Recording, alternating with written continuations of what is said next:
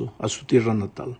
Hechos 9:31 dice que entonces las iglesias tenían paz por toda Judea, Galilea y Samaria, y eran edificadas andando en el Señor, y se acrecentaban fortalecidas por el Espíritu Santo. En este texto encontramos el secreto para un crecimiento sano de la iglesia. En primer lugar, el crecimiento numérico de la iglesia en esos días. Lucas usa la expresión se acrecentaba, se refiere al crecimiento numérico. Ese crecimiento numérico era resultado del fortalecimiento espiritual que el Espíritu Santo obraba en la iglesia. En segundo lugar, las iglesias eran edificadas andando en el Señor. Lucas usa esa expresión, andando en el Señor. Esto nos lleva al discipulado, que no es otra cosa sino andar con Jesús aprendiendo de Él. Si deseamos el crecimiento sano de la iglesia hoy, no podemos olvidar estos dos factores: el trabajo del Espíritu Santo en la iglesia y el andar de la iglesia con Jesús en una experiencia diaria de comunicación a través de la oración, del estudio de la Biblia y de la testificación, o sea, de buscar una persona para Cristo. Pero sigamos ahora con nuestro estudio. Veremos aquí dos incidentes protagonizados por Pedro, sucedidos en Lida y Jope, respectivamente. En Lida, Pedro encontró a un hombre llamado Eneas, que hacía 8 años era paralítico y no salía de la cama. El versículo 34 dice: y le dijo Pedro: Eneas, Jesucristo te sana, levántate y haz tu cama. Y enseguida se levantó. Si observas bien, te darás cuenta que este milagro es muy parecido con el milagro que el Señor Jesucristo obró con el paralítico que yacía junto al estanque de Betesda. A este paralítico del estanque Jesús le dijo: levántate, toma tu lecho y anda. Solo que en el caso de Jesús, es Él, el propio Cristo, quien da la orden. Es Jesús el sanador. Mientras que Pedro dice: Jesucristo te sana. Es que cuando has sido convertido de verdad, sabes cuál es tu lugar. Tú eres un simple instrumento, una herramienta en las manos de Dios. Tú no eres el protagonista de nada. Jesús es el que obra las grandes cosas que nosotros podemos ver cuando predicamos el Evangelio. En estos mismos días que sucedió este milagro, a 16 kilómetros de la ciudad de Lida, donde estaba Eneas, estaba también la ciudad de Jope, donde vivía una cristiana extraordinaria llamada Tabita. Hechos 9:36 relata este incidente de la siguiente manera: había entonces en Jope una discípula llamada Tabita, que traducido quiere decir Dorcas. Esta abundaba en buenas obras y en limosnas que hacía. Percibe el verbo abundar que usa Lucas. Tabita abundaba, estaba llena de, tenía plenitud, riqueza. ¿Pero de qué? De buenas obras y de las limosnas que hacía. Tabita era pues una creyente con un corazón generoso hacia los desamparados, específicamente hacia las viudas. En la cultura de aquellos días, las viudas generalmente eran mujeres que estaban en el desamparo, pero Tabita salía de la teoría del Evangelio y entraba en la practicidad del mensaje. Al mirar a Tabita, las viudas veían un ejemplo vivo de lo que significa ser un discípulo de Cristo. Y ese discípulo de Cristo estaría resumido en 2 palabras: fe y amor, teoría y práctica. Así viven los discípulos de Cristo, o sea, los que andan con Él en una experiencia diaria de aprendizaje no pueden quedarse en la teoría maravillosa del Evangelio, sino que tienen que entrar en la vida y tienen que no solamente predicar el amor, sino vivir y practicar el amor. Bueno, lo cierto es que Tabita falleció, porque mientras vivamos en este mundo el dolor y la muerte también tocarán a los siervos de Dios. Pero en aquella ocasión, los hermanos de Jope, donde vivía Tabita, llamaron a Pedro, que se encontraba en Lida, ya dijimos cerca, menos de 20 kilómetros, y Pedro se dirigió a Jope. Allí una vez más operó el milagro de la resurrección de Tabita, porque en Lida había operado el milagro del paralítico Eneas, haciéndolo andar. Ahora aquí en Jope, el milagro de la resurrección de Dorcas, Tabita. La pregunta que deberíamos hacernos es tal vez, ¿por qué en aquellos días habían tantos milagros y hoy no hay? Pues por una simple razón, la iglesia cristiana estaba naciendo y Dios sabía que la gente necesitaba ver el poder de Cristo de modo asombroso para llamar la atención. El resultado de esos milagros era que muchos se convertían y la iglesia crecía. Y yo tengo seguridad que en los últimos días, como dice la promesa de Joel 2, también los jóvenes verán visiones, los ancianos. La iglesia obrará maravillas, tanto en el nacimiento de la iglesia cristiana, cuanto al fin será así, porque el Espíritu hará grandes cosas al principio de nuestra historia, para que la iglesia comenzara, y al final, para que la iglesia termine su misión. Vamos ahora a la segunda parte de este estudio. Aquí veremos lo que sucedió en la casa de un gentil llamado Cornelio. Cornelio era un centurión romano que servía al ejército de su país, pero él estaba sediado en Cesarea, él vivía en Cesarea, una ciudad localizada a 40 kilómetros de Jope. En Jope, Pedro había realizado el milagro de la resurrección de Tabita y estaba hospedado en la casa de un hombre llamado Simón el Curtidor. Hechos 10, versículos 1 y 2 describe a Cornelio de la siguiente manera. Había en Cesarea un hombre llamado Cornelio, centurión de la compañía llamada la Italiana, piadoso y temeroso de Dios con toda su casa, y que hacía muchas limosnas al pueblo y oraba a Dios siempre. En otras palabras, Cornelio no era judío, no era cristiano, pero era un hombre temeroso de Dios y vivía el evangelio práctico aún sin conocer a Jesús. Pero Dios tiene un plan para cada vida y Dios tenía un plan para la vida de Cornelio. Por eso, mientras él estaba orando, le dio una visión. Las cosas grandes de Dios siempre suceden cuando su pueblo está en oración, cuando vives una experiencia de oración. El ángel del Señor pues le ordenó a Cornelio que mandara llamar a Pedro, que se encontraba en Jope. Ahora mira cómo son las cosas divinas. Pedro también al mismo tiempo recibió una visión. Era mediodía, Pedro estaba en Jope, estaba orando también y de pronto tuvo una visión. Vio una sábana blanca que bajaba del cielo trayendo todo tipo de animales inmundos y recibió la orden divina: levántate, mata y come. Ahora, Pedro conocía la palabra de Dios y sabía que había animales limpios que se podía comer y animales inmundos que no se podía comer. Por eso la orden que recibiera en la visión le pareció extraña y reclamó con Dios, claro. Pero el Señor le respondió lo que está registrado en Hechos capítulo 10. Pero el Señor le respondió diciendo: lo que Dios limpió, no lo llames tú inmundo. Esta orden de comer esos animales inmundos se repitió 3 veces. Ahora, hay muchos cristianos que toman este texto para afirmar que se puede comer todo tipo de carnes. Pero el tema del capítulo 10 de Hechos no es acerca de las carnes que se pueden comer o no. El tema de Hechos 10 es la discriminación que los judíos hacían con las personas que no estaban circuncidadas. Para los judíos ningún gentil podía ser salvo. Inclusive los judíos cristianos seguían creyendo que el nuevo cristiano debería circuncidarse.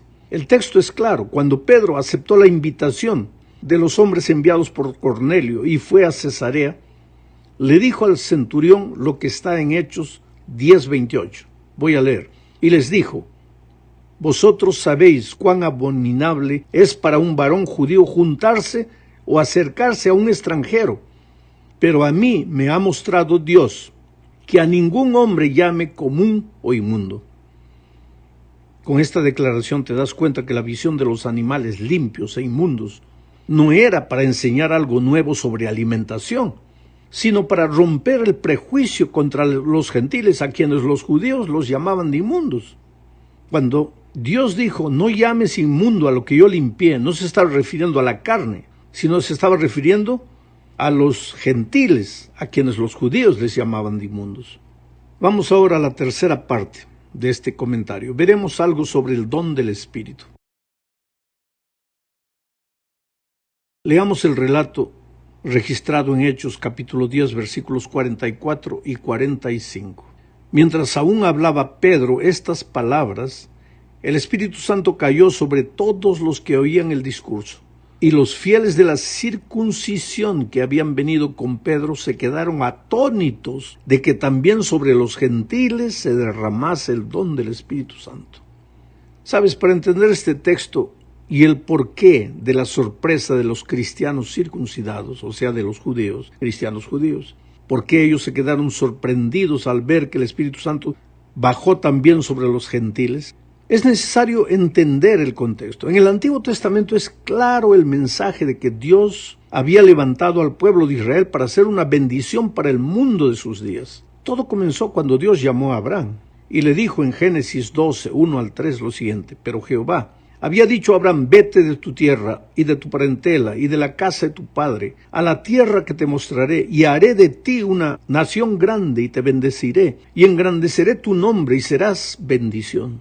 Bendeciré a los que te bendijeren y a los que te maldijeren maldeciré, y serán benditas en ti todas las familias de la tierra. Esto nos prueba, queridos, que Israel era la iglesia de Dios. Era el pueblo de Dios a través del cual el mundo entero debería conocer a Dios. Y serán benditas en ti todas las naciones de la tierra, le había dicho Dios a Abraham. Pero Israel se concentró en sí mismo. Se volvió un pueblo egoísta. Se deleitó con el mensaje bíblico solo para ellos. No cumplió con la misión para la que Dios lo había establecido. Entonces vino la tragedia y la nación fue cautiva. Pero Dios les había prometido un Mesías libertador.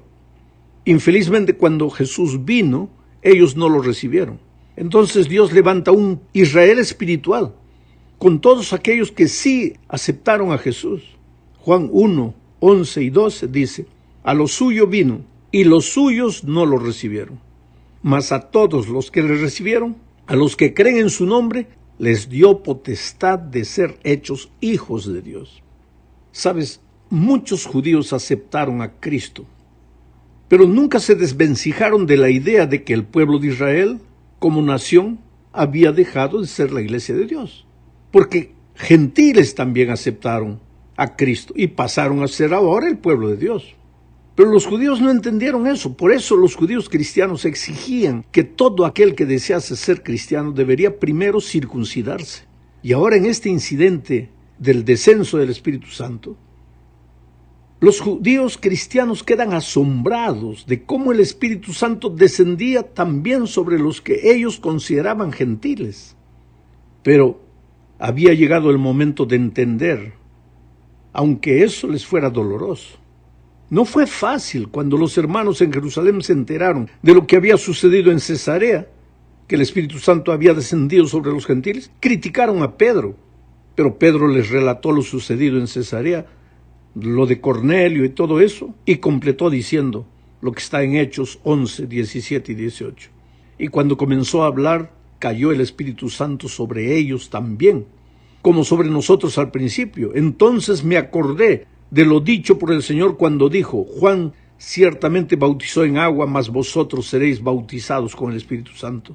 Si Dios pues les concedió también el mismo don que a nosotros que hemos creído en el Señor Jesucristo, ¿quién era yo que pudiese estorbar a Dios?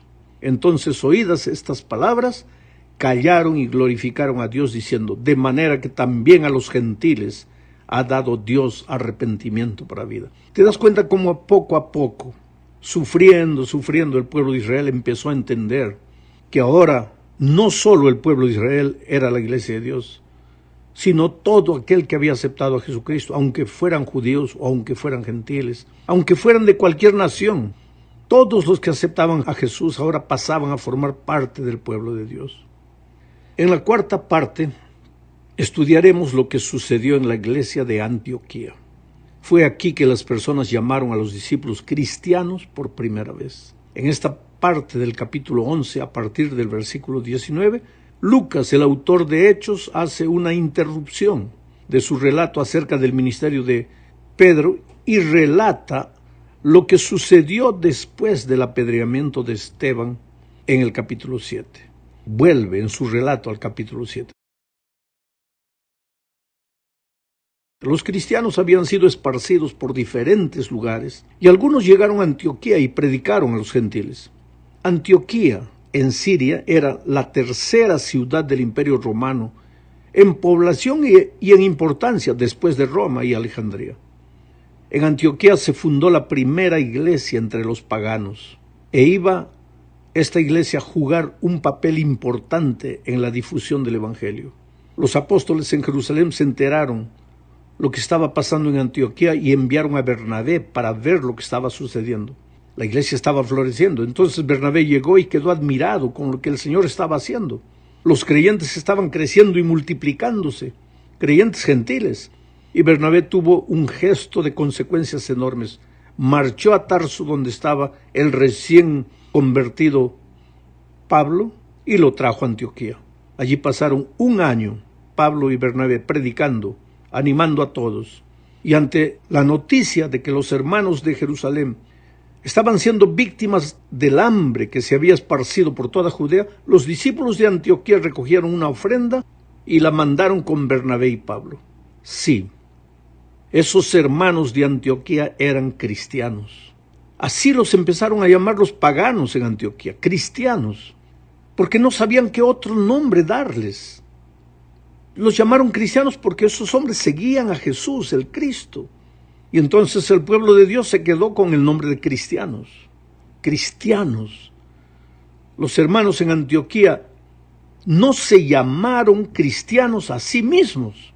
El nombre de cristianos les vino de afuera, porque seguían a Cristo, porque andaban como Cristo anduvo, porque imitaban a Cristo, porque dejaban a Cristo vivir en su experiencia.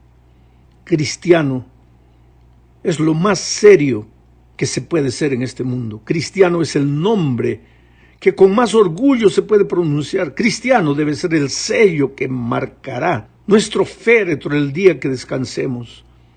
Pero cristiano es también el título más comprometedor que ostentamos. O seguimos las huellas de Cristo o traicionamos nuestro propio nombre. Que Dios nos ayude a ser buenos cristianos. Llegamos al fin de esta lección hablando un poco de la persecución promovida por Herodes. Hechos capítulo 12, 1 al 3 dice: en aquel mismo tiempo el rey Herodes echó mano a algunos de la iglesia para maltratarles y mató a espada a Jacobo, hermano de Juan. Y viendo que esto había agradado a los judíos, procedió a prender también a Pedro. Eran entonces los días de los panes sin levadura. Sabes, este texto describe un periodo de persecución promovido por el rey Herodes Agripa. Alguien ha dicho que la sangre de los mártires fue la simiente de la iglesia. Y es un hecho comprobado, que al aumentar la persecución la iglesia creció y la palabra de Dios se extendió. Yo no sé por qué hasta hoy la iglesia crece en los momentos de crisis, de dolor, de lágrimas. Esta persecución empezó bajo Agripa I, nieto de Herodes el Grande. Herodes el Grande fue el rey que trató de matar a Jesús cuando dio la orden para la matanza de los niños en Belén. Si alguna vez ha habido una familia que estuviera en enemistad contra Dios, fue esta familia de Herodes. Padre, hijos, nietos, todos persiguiendo a Cristo o a los cristianos. Que sepamos, ni un solo miembro de esa familia se convirtió a Cristo. Hasta aquí, la persecución contra la iglesia había sido promovida mayormente por los líderes religiosos y especialmente los saduceos. Pero a partir de este momento surgió la persecución que pasó a la esfera del gobierno. Quizá Herodes hizo esto para tratar de ganarse el favor de ciertas personas y sectores influyentes, no sé. Lo que sabemos es que Herodes comenzó a perseguir a algunos de la iglesia. Desencadenó una